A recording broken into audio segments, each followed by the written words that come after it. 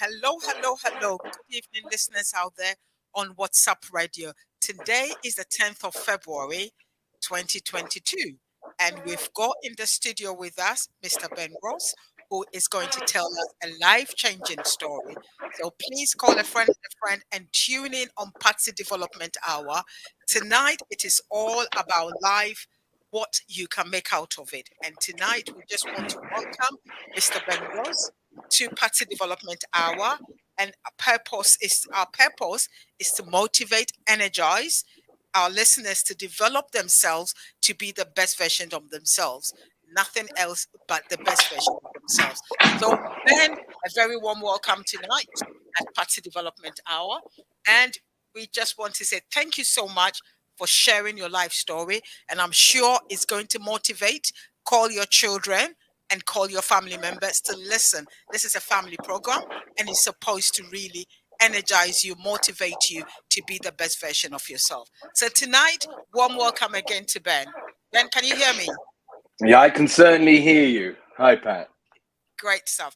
Thank you. So a couple of weeks ago, just before last year, before Christmas, I happened to meet Ben. And then we started having a conversation. And I said, I really love your story. Would you like to come on my program and share your story? So today is an awesome day to have Ben with the studio virtually with me to talk about his life story. So Ben, give it away. It's all of yours. Bit of a strange one. I was brought up very well, and I was brought up with a lot of pushy parents being told, to follow your sport, and if you can't follow your sport, then you've got to go follow the best career possible for you. I was addicted to sport all the way through my teenage years, but limited in my abilities. So I gave it up for a career in finance. Now, a lot of people go through college, further education, university, but at 16 years old, 17 years old, I ended up traveling up to the city to work for a stockbrokering firm. I had seen a movie. I was really excited by what could happen up there. And I saw how excited my mum and dad were when I told them I could be a stockbroker. So here I am, I'm up in the city. And at 17 years old, I was earning £0 a year for the first 6 months. I was simply traveling up there, and my mum and dad were giving me train fare, and then I was getting a bit of pocket money. I had quite an interesting role my first job in the city. I was making teas, answering the reception desk, grabbing McDonald's for the team, hoovering the floor. Man, they taught you differently 15 years ago in the brokerage that I worked for. And then one day, all of the senior brokers, they were out drinking out at a restaurant. And the phone rang while I was cleaning down this office for my boss. I picked up the phone. And it was an investor saying, hey, listen, I really want to invest in this product. I really want to invest in this stock. I've got to get in now. Please, please, please. I ended up closing the deal. And then I went home that night and forgot to tell my boss that I'd run it through the system for them. And the next morning, in the middle of this morning meeting that they used to hold every morning, they said, Ben, we need you to stand up for a second. And I thought I was getting told off. They said, did you close a deal last night? I was like, yeah. Everyone started clapping. And the next thing you know, they said, welcome to the team. So after 6 months of making teas, running errands, and basically being like the errand boy of the office, I became a junior broker for the firm, and they put me on a really small salary. Long story short, as the years grew, so did the money, so did the kudos, my reputation within a very small part of this organization, because when you did well, you were rewarded. So I only knew one way growing up, which was work hard, get rewarded. But the city culture that I was brought up in was very artificial. You're only as good as your last paycheck. You've got to be wearing a fancy tie and a fancy suit, and then you've got to have a fancy watch, and you've got to try and get a fancy car and have a fancy girlfriend, in my case, girlfriend, and go out for fancy meals. It was always about incentivizing them to earn that money and spend that money, because if they spent that money, they'd be hungry to earn more money. Revolutions. And that's what the company taught us. Not a good thing as you grow up. But as an 18 and a 19-year-old kid, man, did I enjoy the hustle. By the time I got to 24, 25 with the company, I left. I left to go work for a more credited stockbrokering firm. And it was a really fantastic opportunity, but a real wake-up call. Because now I'm competing with people that I've never met before. I'm there trying to set a precedent and make a name for myself because they know who I am from the other brokerage. And now they're offering me a good salary, let alone commission. So at that time, what can you say? Your life from home and your life in the city were two different things. Being brought up grounded, and now you experience the high flying job. How did you cope with your life now? Because now you've tested the money, you've tested the girlfriend, you've tested the outgoing with all those kind of lifestyle. How did you fit in then? Man, I burnt the candle at both ends. I was young and I was still made of rubber. I could bounce. I felt unstoppable. I'd be out entertaining clients 3 times a week. I'd be drinking till the early hours. I'd be putting on a persona that probably wasn't even me. This was City Ben. And City Ben was flamboyant, full of waffle, always selling. Part of an act, I think, that comes with being in part of the firms that I work. That's the part. Yeah. And when I came home, I was very reserved. I just wanted to go to the gym and I was very switched off. And I wouldn't really reveal the amount of drinking and partying and fine dining I was doing to my mum and dad. I didn't want them ever to think that I was going out of control. But the reality was that I was already burning out in my mid-20s just because that was the way I did it. I worked hard. I played hard. Every penny I earned, I spent it just as quickly as I got it because we weren't taught as brokers to invest our own money. We were taught how to grab that money and be hungry to grab the next paycheck. What they never taught us was how to look after our own money.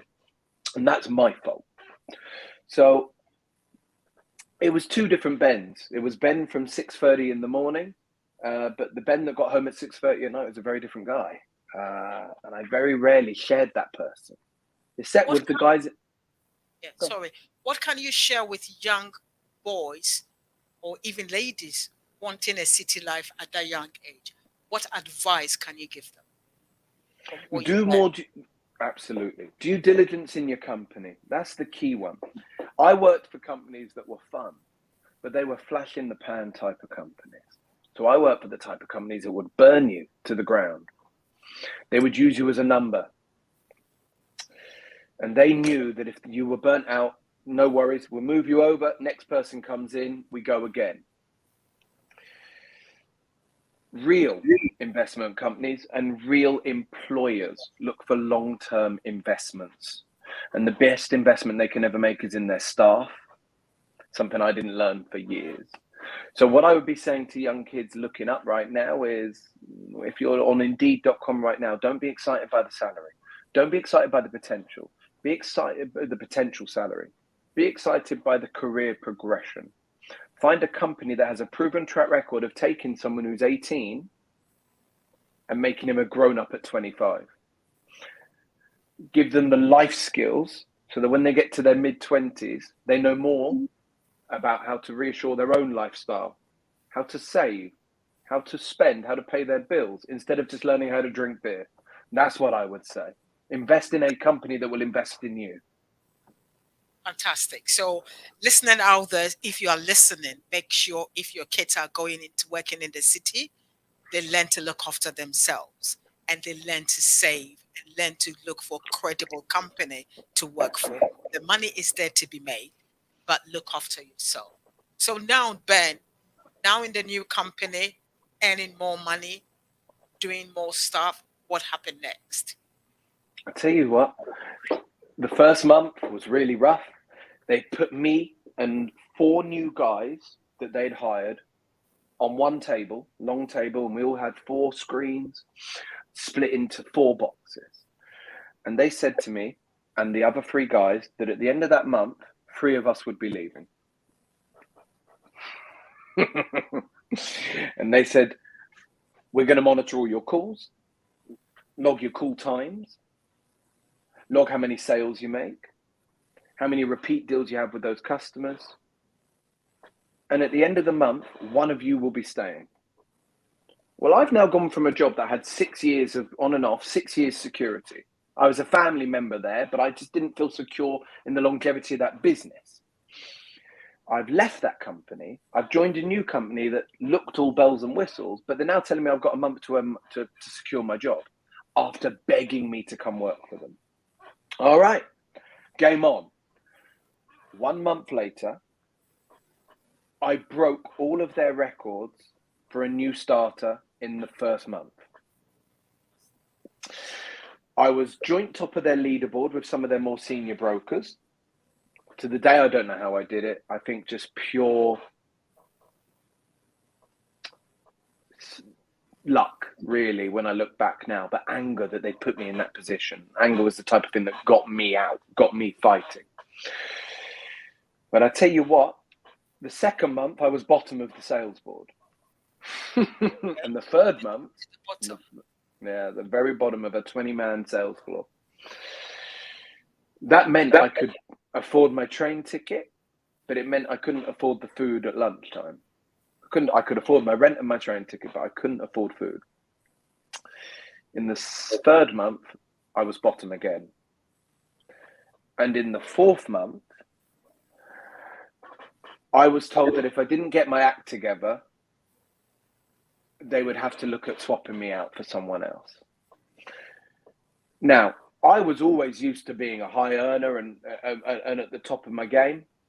But at this time, I don't know what it was, whether I just didn't love it anymore, or whether I just didn't know how to sell the product anymore, or whether I was just getting a bad luck of the draw. Because what is 3 months in someone's entire life? It's nothing. But in those 3 months, it felt like 3 years. And it felt like every time I picked up the phone, I was born to fail. And no one was prepared to help me. I was left to sink. And I tell you what, it's no one else's fault, but I felt that stress. And I learned that it was safer on the other side I learned that it was safer where I was. That company that did offer me security at the beginning, and the grass isn't always greener on the other side. You know what? I was now in debt. I wasn't hitting my sales targets. My girlfriend left me because I actually had to choose between paying rent or taking her out for dinner. So I remember losing my girlfriend of my dreams at that age. Anyway, one night at about 8 p.m, I go home and I knew I wasn't feeling well. But the next morning on the train to work, I started feeling these like tingles in my face. I got off at Waterloo Station, and by the time I got to Bank Station, so 2 trains time, I'd had a stroke. At what age, Ben? 25 or 26. 25 or 26. 26. 25. Somewhere in between. I now had a stroke. At that very young age, is it you thought it was the stress of the work or the lifestyle? The doctor told me it was both. The doctor said it was the lifestyle was catching up with me. That the stress was 100% the cause of the stroke. At the time that it happened, my entire face on the right-hand side stopped working, as did my right shoulder, my right arm. I had movement in my leg, but I had no movement in most of the right side of my body. On the same day, I went to hospital and they weren't too sure how to treat it. And I was really, really fortunate, because the doctors will tell you that you've had a stroke, but they don't necessarily provide what I believe is all of the different avenues for medical care. And my mum had recently met someone who did acupuncture, but specifically electric acupuncture. The very next day after having a stroke, I was on a chair in Surrey at a Chinese alternative medicine practice, and I'm looking around going, what have I done? I say that, but I couldn't actually say what have I done at the time. I couldn't move that side of my face. I couldn't cry, which was very strange because I couldn't actually create the tears. It just stung too much. But this lady from China in this practice said that she had looked after many stroke patients, and if she trusted me and gave me patience, that within 3 to 6 months I'd have a full recovery. I signed up on the dot, and the next thing you know, I had over 50 needles in my face and in my neck and in my shoulder, and she proceeded to electrocute me, sending tiny little signals to my body to remind my brain that there was a part of me that had stopped working. Will you wake up, please? I spent nearly 6 months on that bed every single day for 2 hours getting electrocuted. Great stuff. Now, we will take a 2-minute break and we will be back.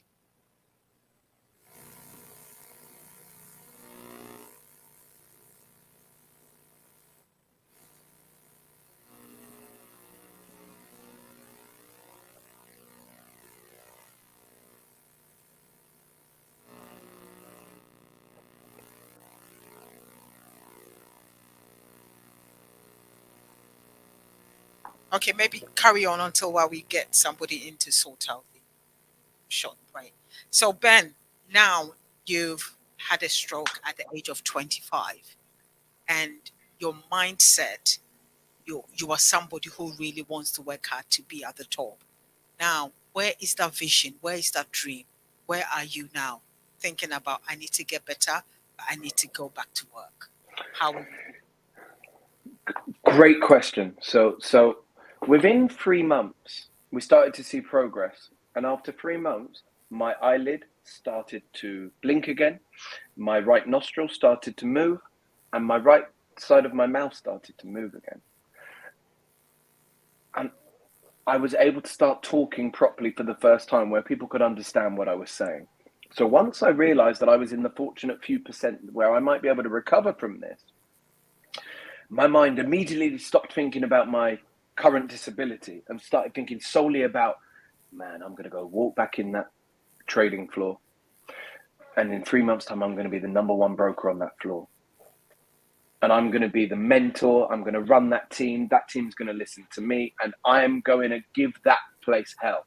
That's all I was thinking. This is my comeback. Well, you know what? By then, what I hadn't realized is just how much debt and woe and stress I'd actually put my body under.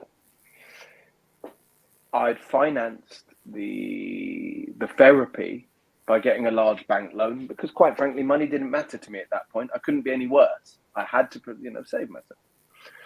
But all I was thinking was, I'm going to get back in that office, and within 6 months, I will turn all of this around. I had nothing but belief in my ability. After 7 months of therapy, I had my first day back in the office. I walked back in. They sat me on a different table at a different desk, and it was in the corner where no one could see me or no one could hear me. And I tell you what, I then asked for my customer base. My customer base was gone. It had been given out to all the other brokers. They were asking me to start from zero again. Halfway through that first day back on the trading floor, I can hear Bloomberg Terminal screaming at you. I'm looking at the news. I can see all the data coming through. I remember making phone calls, saying like the same scripted start. How you doing? This is what we're looking at. But I just remember as they were talking back, I wasn't listening. Something happened to me on that day back in the city where I realized that I could no longer do this. I was no longer feeling like I was part of a team. I no longer felt like anyone understood what I had gone through over that last 12 months. And on the very same day that I walked back onto the trading floor, I walked into the office and said, thank you for the opportunity. I know I've put this company through a lot of stress over the last 7 months. I'm out. And I walked out within less than 2 hours of returning to the city. 2 hours. Yeah. Then you decided to come back. Okay, listeners, hold that thought. We'll be back shortly.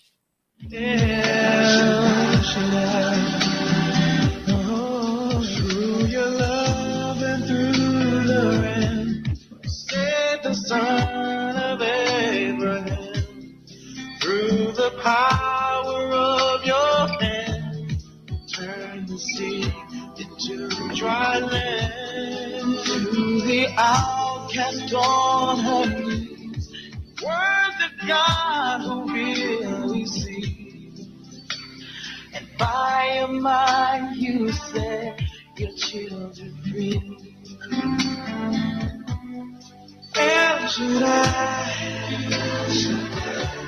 Elion, age to age you're still the same. By the power of your name, El Shaddai, yeah. We will praise and lift you high, El Shaddai, yeah. Hello on WhatsApp Radio on Patsy Development Hour. Today we've got a young gentleman who has been through stress and working in the city. Please, guys out there, talk to your young children what stress can do to you. At the age of 25, he had a stroke. Thank be to God, he's now alive and kicking. And we are going to hear the next bit of the story. So, Ben, welcome back. Can you hear me? Hey. Great stuff. So I just want to share a little nugget here. David Frost says, don't aim for success. If you want it, just do what you love and believe in it, and it will come naturally. So I'll say that again. Don't aim for success. If you want it, just do what you love and believe in it, and it will come naturally. So Ben loves success. Ben wants to be the number one stockbroker in the city. He was working hard. He put his life under a lot of stress and a stroke that came out of it. But thank be to God, he recovered fully. So Ben, over to you again. The next chapter of your life. Yeah, you know what? All I can say about that first chapter is, and I would say a lot of people are brought up with a materialistic view on life. There's nothing that a parent can even do about it. Because the world that we sometimes see through TV or social media shows a life of what other people's success. And depending on your upbringing and the town even that you live in, if all you see is what looks like successful people, you aim to be that person. I tried to be that person. I had glimmers of what being that person felt like. But under that situation, it wasn't for me. And ultimately, it nearly cost me a lot more than what it has. So you know what? I'm now 26. All of my friends, at least you know what it's like at that age, they're settling down, they're getting careers, they're starting to find themselves in life. And I've just gone back to square one. I don't know what I'm doing. I'm living back at home with my mum and dad. I'm still kind of struggling to talk because I'm still recovering. I've got no money. I can't even really afford to go and see my friends. And I was too embarrassed to see them because I'm still recovering. I didn't look great, let's just say that. It was still very closed on this side. So what's next? Man, I didn't have a clue. But one day my dad tried to perk me up. And he took me to a coffee shop in Esher in Surrey. And we walk in there and we struggled to get a seat. So I just remember sitting there thinking, when we finally could, I just remember thinking, wow, this place is busy. This place is really busy. What is this place? And my dad said, you should open one of these. To which I said, what? I've never even, I don't I mean, I drink coffee. I spent all my money on it in the city. This is what I used to spend all my money on. And he went, exactly. He said, this is where you spent half of your money all day long on food and drink. No one knows it better than you. What do you reckon? I said, I don't know how to, I don't even, I know nothing about this industry. He said, start now. I said, Dad, I can't start now. These guys get paid £5 an hour, £6 an hour. And you know what I also said? Silly of me at the time. I said, this isn't a job that a lot of the English guys take up.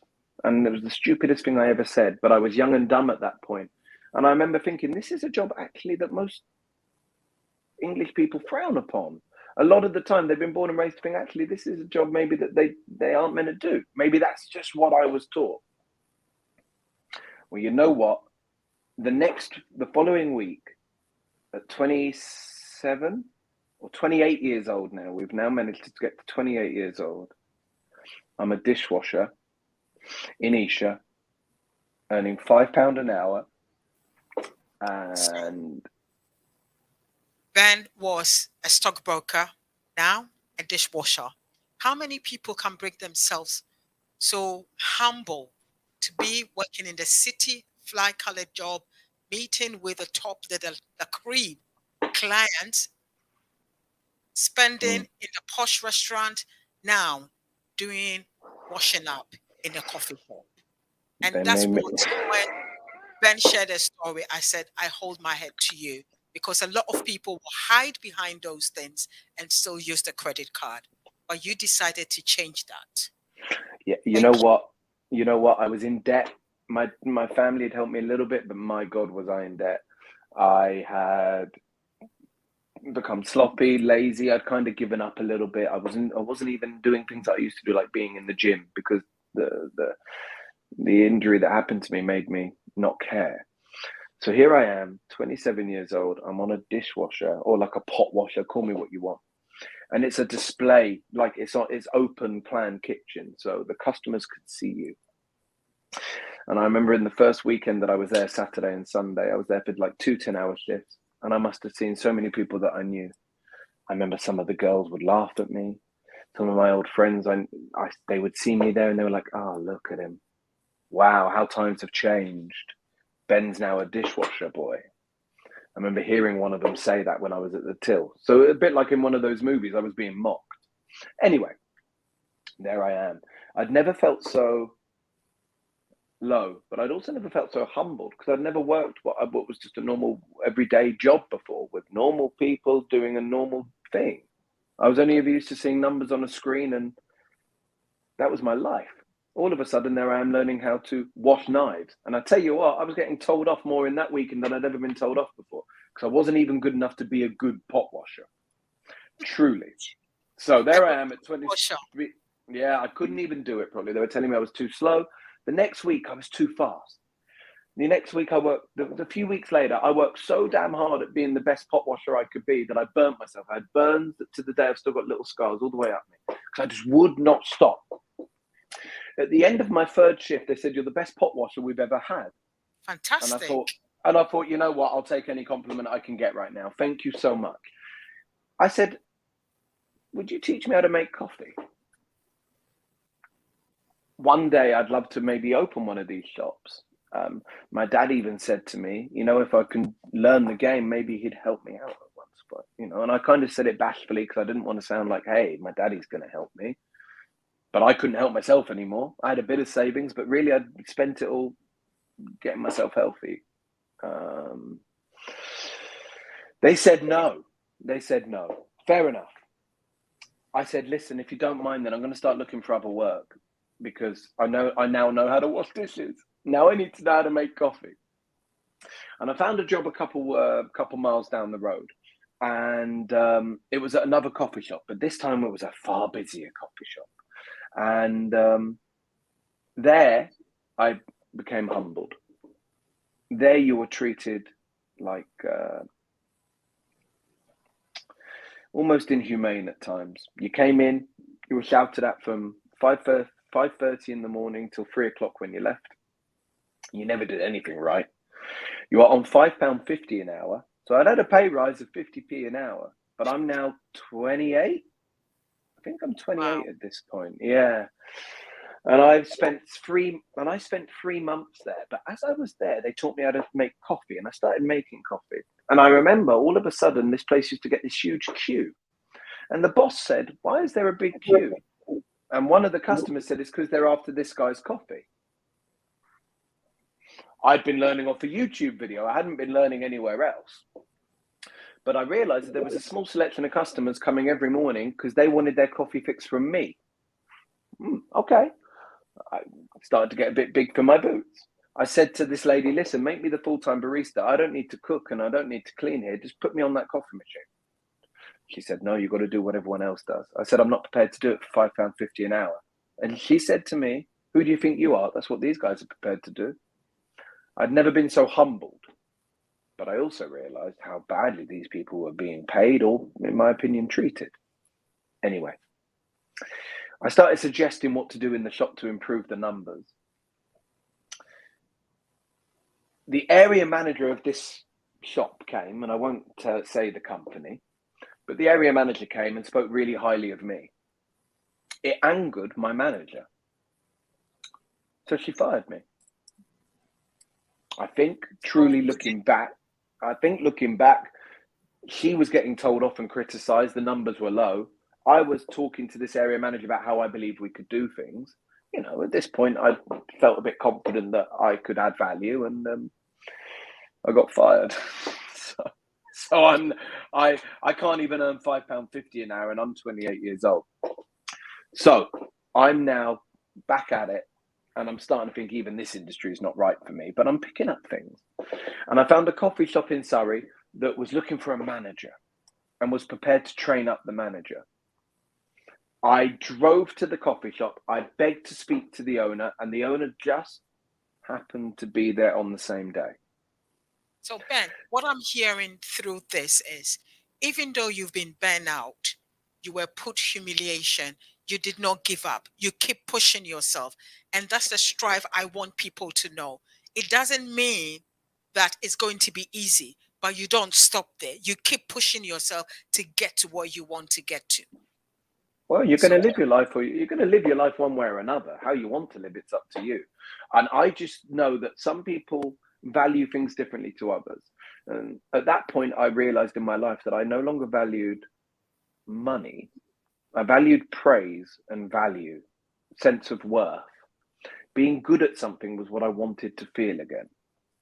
Because I couldn't remember the last time I was happy. But the last time I was happy, it was at a stockbrokering firm. But the thing that made me happiest was the compliments from my team, was the camaraderie, was the sense of feeling like you added value. Well, it turns out a coffee shop's no different to a stockbrokering floor. You're still only as good as your last day. You still need a big team to help you. And guess what? You still need the customer to come back every single day. You've got to make them smile every single day and give them a reason to come back. This coffee shop said to me that they would pay me £9 an hour. I remember thinking I was about to hit the lottery at 28 years old if I could get this job. But what they also said is you need to manage the shop and you've got to make 400 coffees a day. Yeah, I didn't know how. So I found a warehouse near me, which my dad knew about, and they would let me use it at night because it had a coffee machine there. So I spent about £100 on coffee, and I went to this warehouse. I got a YouTube video up, and I just kept making coffee every night.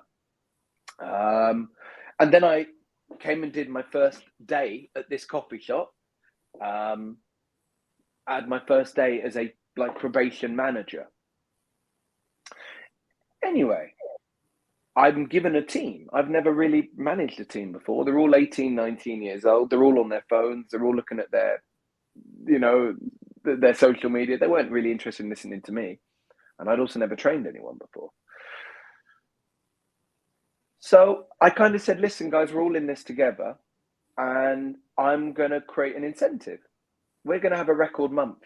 within the next 3 months. And when we do, I'm going to take you all out for drinks. They all looked at me like I was an idiot because they'd all been there for a couple of months way before me. But what I will tell you is in the first month of me working for this company,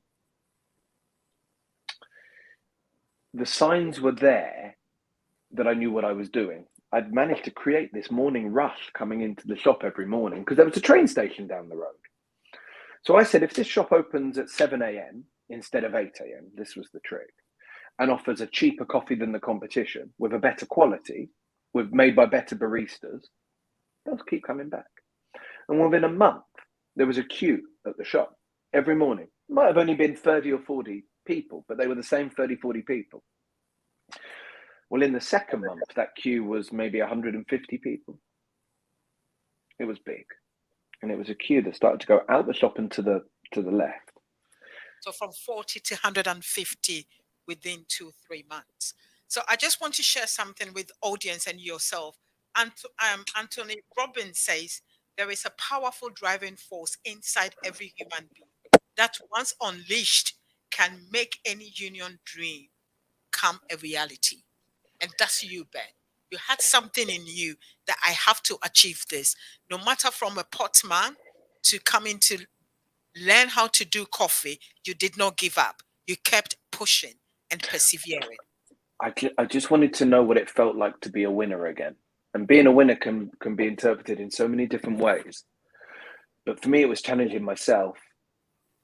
I took the sales that I'd learned in the city, and it turns out that those sales skills could be transferred to many different walks of life. And it turns out a coffee shop in my head was the same thing. I saw numbers.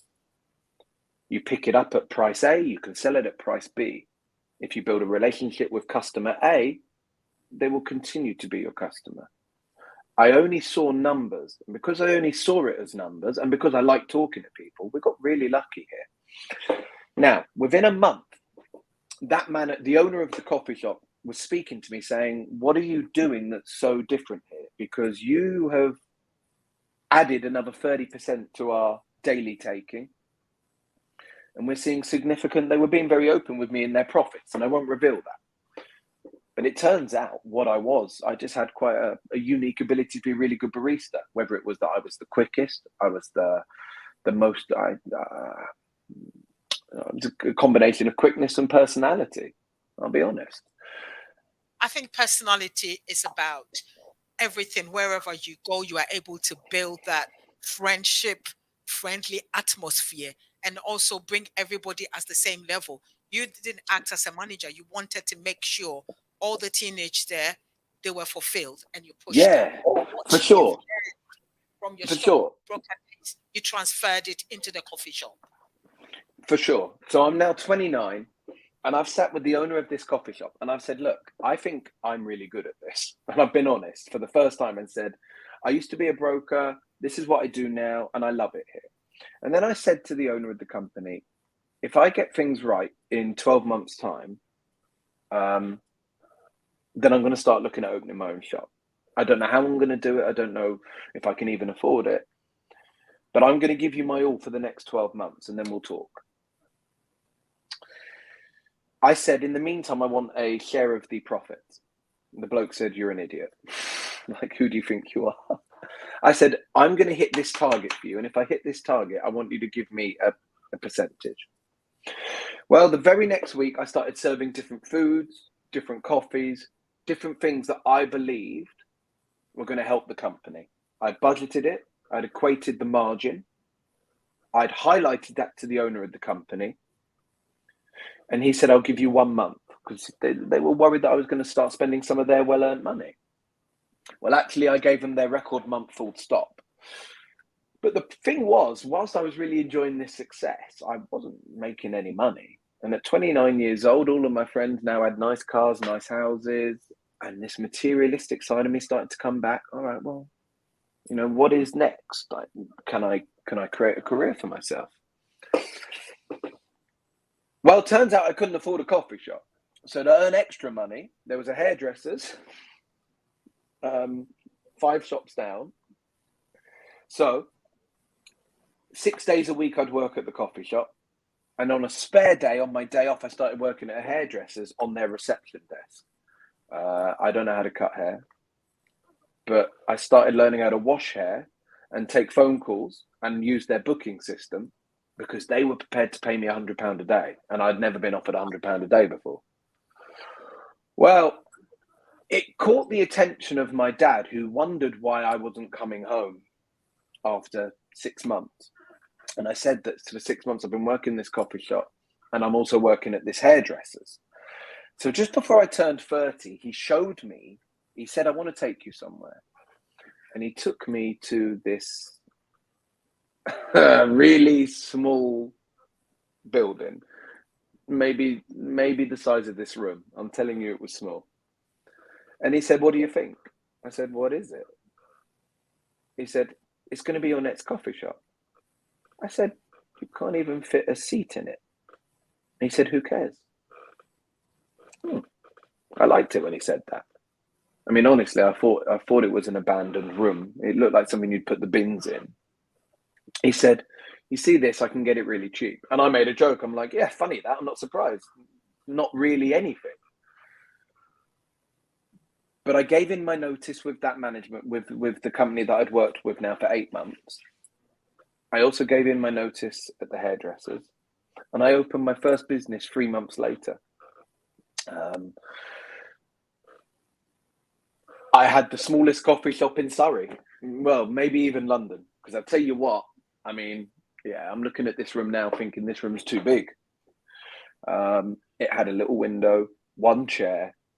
It was in the middle of a residential high street. And it was awful. I made no money at all. Great stuff. We're going to take a quick break and we'll be back.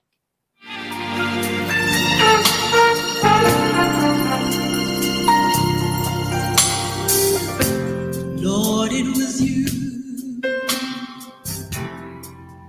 when I was lost. You came along and rescued me. You gave me hope. You gave me joy. You gave me something that I've been searching for more than anything this world could offer. I've never known anyone like you. It's good to know that you are there beside me. It's good to know that you were there to catch my fall. It's good to know that you are there when I call. It's good to know that you are there. Hello, hello, hello. Tonight on Patsy Development Hour, we've got a young gentleman sharing her life story, and it's inspirational. It's determination, endurance, perseverance. I've seen people are putting on Facebook, determination, inspiring. The value is priceless. This is a great, inspiring life experience. This is all your comments. And somebody's watching all the way from Excess, someone from the US, and they are all saying, wow, people from Ghana as well. So, Ben, over to you again. We've got about 15 minutes before we finish. So we It's are all good. almost great. Yeah. Well, if we're looking at a 3-year circle, I've gone from being a guy who had a stroke at the bottom of his sales board to being a dishwasher to kind of learning how to run a coffee shop with some really good numbers. And so now I'm ready to open and embark in my first adventure. And I'm thanking my dad every goddamn day for giving me this little, God knows what it was, a shack with a coffee machine in it. I was so proud. I remember not really knowing what I was doing in my own world. And then I had to start learning about business the real way, because that first shop that was opened, I mean, it wouldn't even break even. I was making a loss. I had some really nice customers. It was awesome. It was the same customers every single day. They were loyal to the product. They were loyal to maybe they bought into me. But I tell you what, I wasn't making any money. I was actually making more money as a receptionist at a hairdressing salon. And it was making me think, what have I done? Is this really what this industry is about? The long and short of it is one of those customers spoke to me one day and said, how are you doing here? And I said, listen, I'll tell you the truth, I'm not doing too good. I love the fact that it's an independent business and I love the fact that it's my own, but I'm not actually making any money here. And he said, I believe in you. I believe in how you work. He said, if you've turned a shack like this into a place where people are coming, maybe what you just need is a different plot. And a few weeks went by, we didn't speak again. And he said, Ben, I want you to see something. Come with me. So 12 months after opening this first shack, I'm going to call it, he shows me a plot. And this is in Walton in Surrey, Walton-on-Thames. And he said, look at this plot. Do you think you could run something this big? I said, no. He said, that's a shame because I'm looking for a business partner and I want it to be you. Oh, okay. Let me think about it. My parents said, no, you be your own man. You've worked so hard to get to this point. Why would you want to then start working for someone else again? Anyway, a few weeks went by and he came back to me and said, I need you to make a decision. And I went back with him to look at the shop. And he took me back in school time. Just as the parents are kind of pick up their kids from school. And I tell you what, I saw hundreds of people. And in that moment, this broker came out at me again. I just saw numbers. I never forget this memory of looking at these people coming over the road and I saw different numbers on top of their head, like a baby chino, a pastry, a panini, a coffee. You began to visualize what you wanted to manifest. And all of a sudden, I looked at this empty plot behind me, which was just cement at the time, and went, let's talk numbers. All of a sudden, this gentleman agreed to, out of nowhere really, over a year of just selling him coffee, agreed that he would put in 100% of the money and we'd have a 50% share. But I needed to pay him back immediately. Well, now I'm back where I don't want to be. And the last time I was that stressed out, I had a stroke. Well, I'll tell you what happened. We opened the Surrey Coffee Company in September 2019. I've gone from a shack serving one or two people to opening day selling to several hundred.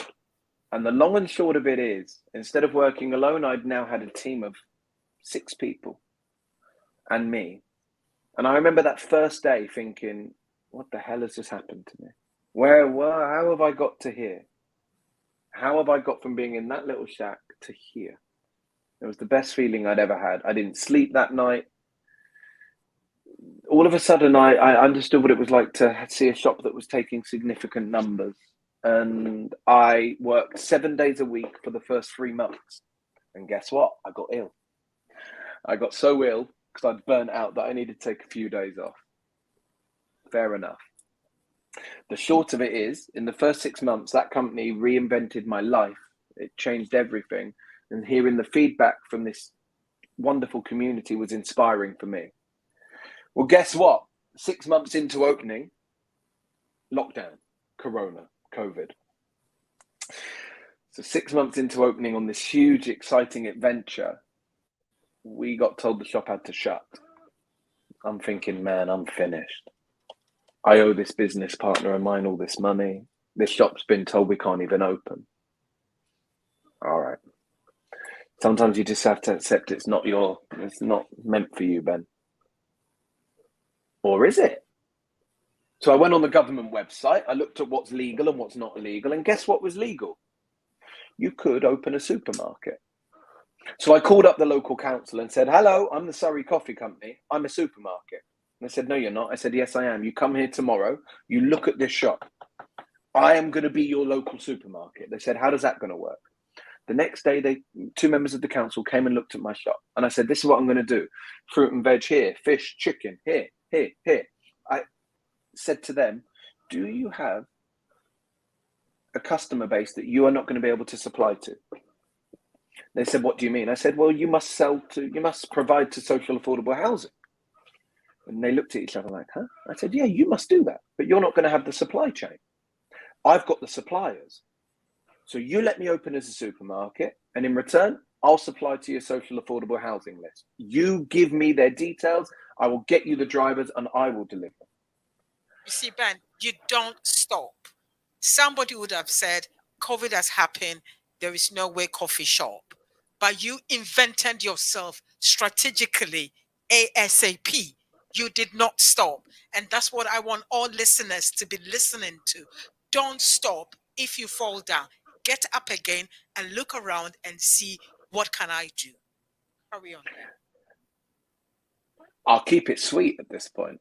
Within 3 weeks of turning our shop into a supermarket and getting a special license from the council, this coffee shop, where I owed a lot of money, I won't even go into how much money, to a business partner, now had a queue of customers coming in for supermarket, groceries, but also for our coffee. 6 months in, we were told to shut. But in month 7, the whole community got an opportunity to find out about this one shop that was open on the high street that had no businesses open. It was me and Sainsbury's. Well, I tell you what, that queue used to be 2 hours long. By the end of month 7, we had a 2-hour queue for our groceries, for our food, for our coffee. And I was delivering to social affordable housing. And then we set up a supermarket delivery service so that in the mornings, I'd have a van turn up. We would put the groceries on that van, and that van driver, who we were able to give a job to, would then go and deliver to the houses in Walton, in Weybridge, in Cobham. After 5 years, starting at a dishwasher to opening this shop, COVID for a lot of people has been awful, but for me, it allowed my business to thrive. And I'll tell you what, later on that year, we won some coveted awards. We won Elmbridge Best Coffee Shop. We won Surrey's Best Restaurant. We won Lifestyle magazines. We won TripAdvisor awards. All of a sudden, from a standing start in this shop, going back 5 years and thinking of everything I'd done and how little I'd earned in the process and all the skills that I didn't know if were even applicable, I'd now finally won something that I could never win again. I'd been voted the best shop, the best restaurant, the best coffee shop. And the biggest honor I had is we got an appreciation award. I won't go into too much detail because I'm not, but it's from the Queen. So so that was pretty damn cool. And listen, while she's never had a coffee, washing pots, humbling yourself, not even good at washing the pot, all the way to opening your shop. COVID happened, you did not give up, and then you went on to get an award from the Queen. I don't know what to say. I really don't know what to say. So listeners out there, do not give up on your dream. Whatever the dream is, and Anthony Robinson says there is a powerful driving force inside every human being. And I can see Ben's driving force, driving him. I'm not going to give up. I need to push myself to get to where I need to get. And this really energizes me, encourages me to push on for WhatsApp Radio to go globally when we are on Patsy Development Hour, for us, every one of us, to really develop ourselves to be the best version of ourselves. Do not give up. Do not give up. So Ben, carry on. Whatever you experience and whatever you go through, you can't give up. You know what? I was given everything as a child. I had a spoiled upbringing. I was lucky. Listen, growing up, I was also quite a handsome boy. I found things very easy in life. I found it really easy to get what I wanted. And when it was all taken away from me, what I realized is there's only one way to get that back. And it's unfortunately it's the lesson of hard work. I also learned that if I didn't learn something from the ground up, how can I actually say that I'm an owner of a business? I have to understand every part of it. Well, you know what? The short story now is I can say that I own an extremely successful business that takes on Starbucks, Costa, and Nero, and I know sells more coffee than them in my area. We're packed out every single day. I've been able to open a second shop, and life's never been better. And so, if someone said that I could do this in 5 years, I'd say, you are stupid. And if someone had said to me when I was living in the city, when I was working in the city as well, that one day you'd own your own business, you'd understand business management, you'd have your own team, I would say, you've got the wrong guy. I'm not capable of these things. But actually, if you just get up and get on with it every single day, guess what? You just got to keep going every damn day. And it turns out doors just open for you. Doors just, hard work pays off. And it's reassuring for me that I know that whatever happens next, I have proven that I can do it. That's now the second time I've proven that I can go from the bottom to the top. So if I end up at the bottom again, I know where I'll end up. So nothing scares me anymore. Fantastic. It's been absolutely amazing talking to Ben. And I met up with Ben yesterday. And it's just like, he's like a little brother. I said, you have to come home and eat jollof rice with your company. He's just been an amazing guy who doesn't stay at the bottom, but rise up. And this is the kind of people I'm looking for to surround ourselves with, because the best 5 people who you surround yourself with are exactly you. You know, so it is so important to bring good people. Ben didn't have anybody, he just had himself. And he really pushed himself. And as he says, hard work pays. And it's just amazing how he's really, within 5 years, with a stroke and everything, 10 things around. It hasn't been easy. It hasn't been easy. But it doesn't mean that you should stay at the bottom. So, listeners out there, as you've heard, this is being the best version of yourself, best version of Ben. He did not stay at the bottom, even though it was damn difficult. Earning over £1,000 a week and coming back to earn £5 an hour, most people would have. So, what advice would you tell young men, young women out there when things are hunky dory and things fall down? What do they need to do? Always be prepared for the future. When we are in the moment, we're not thinking of what we look like in 5 or 10 years' time. And 5 years ago, I said to myself, where do I want to be in 5 years' time? Well, I wanted independence. I wanted to get back out of living with mum and dad. I wanted to be able to afford my own bills. I wanted to be able to get any type of luxury for myself. Luxury for me could have been a McDonald's. You know, honestly, I just wanted to know that I could pay for it. And I could stand on my own 2 feet.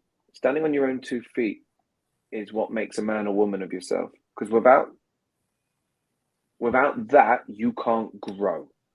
So the first thing I would say to anyone looking at what they want to do next is make sure they go and learn it from the goddamn bottom, from the top. Start at the bottom and be prepared to soak up every bit of information humanly possible.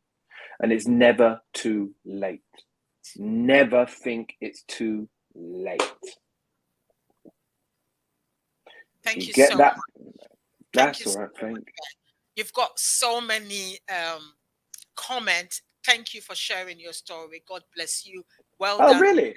I haven't seen. Thank Well, you. anyone who has commented. This is so motivational. Hard work pays. Fanatical world. Wow, wow, wow. You know, people are just amazed with your story. And I knew that you sharing your story is just going to change lives. And that's what I'm about, to change life, because your life has changed due to pure work, hard work, and also really listening down at the bottom and not being pompous, but humility also pays. So thank you so much. It's been a privilege sharing your story to Patsy Development audience. And I know definitely I'll have you back in some form or shape to mentor young children who are growing up, meaning 18, 20. What are they doing if things are difficult, and how to really rise up above humility and then also be the best version of yourself. Thank you so much. And hopefully we will meet again. For Bye then. sure. Thank you, guys. Thank you so much for having me. Bye bye. My sin was the precious life He gave, but now He's alive and there's an empty grave. And I know my Redeemer, He I know my Redeemer lives. Let all creation testify. Let His light within me shine. My Redeemer,